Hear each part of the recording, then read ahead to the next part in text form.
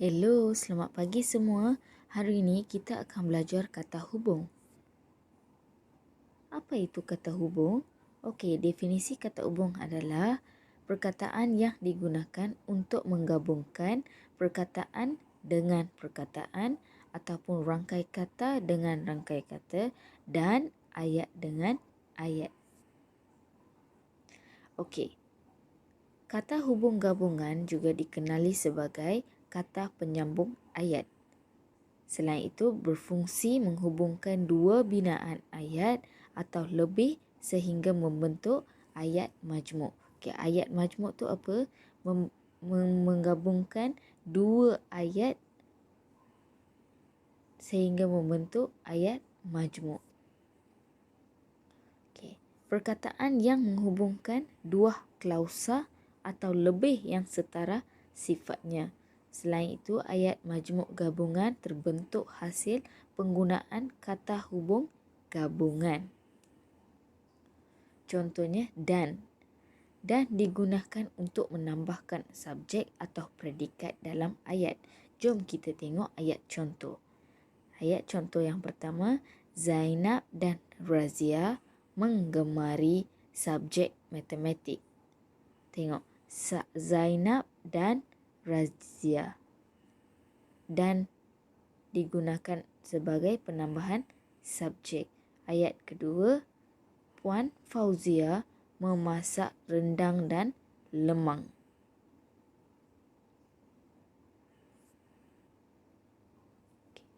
Contoh kedua, atau digunakan untuk menunjukkan sesuatu pilihan. Ayat contoh, mereka hendak pergi melancong ke Korea atau Vietnam. Ayat contoh kedua, para pelajar boleh menghadiri kelas tambahan di sekolah atau di pusat tuition. Tetapi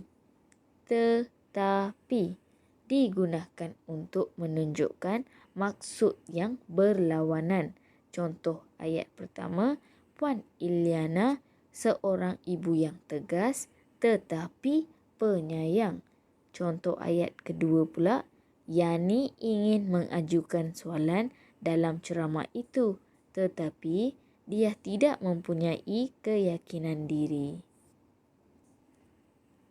Kata hubung seterusnya, lalu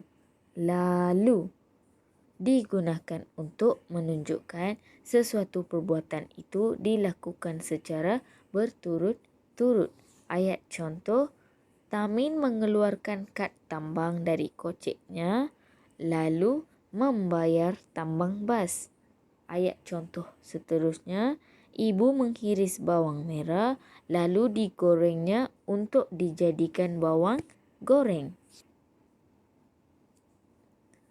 Kata hubung seterusnya, sambil digunakan untuk menunjukkan sesuatu perbuatan itu dilakukan serentak atau pada masa yang sama. Ayatnya contoh, adik Maisara menangis sambil menghentak-hentakkan kakinya di lantai. Serta digunakan untuk menunjukkan sesuatu perbuatan yang dilakukan satu demi satu atau membawa maksud dan selepas itu.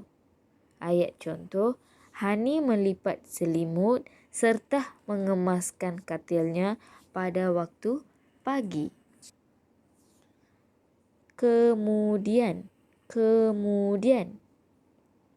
digunakan untuk menunjukkan maksud selepas itu. Ayat contoh, dedaun kering itu dikumpulkan kemudian dimasukkan ke dalam plastik sampah. Jom kita lihat balik kata hubungan gabungan dalam sepentas kilat. Ada kata hubung gabungan dan contoh ayat. Atau contoh ayat, saya hendak makan mi atau nasi lemak. Dan saya dan adik bermain di taman. Lalu, dia masuk ke bilik lalu menyalin pakaian. Kemudian, sila baca petikan, kemudian jawab semua soalan. Sambil bapa mendengar radio, sambil membaca surat khabar. Maka, apabila melihat polis telah pergi semua, maka dia pun keluarlah. Serta Ali, Abu serta Ahmad tidak hadir ke sekolah. Tetapi saya rajin, tetapi saya tidak pandai belajar. Sebab Ali sedih sebab kucingnya belum pulang lagi. Kalau kamu akan dipenjara kalau melakukan kesalahan, supaya kita harus mandi selalu supaya kelihatan bersih.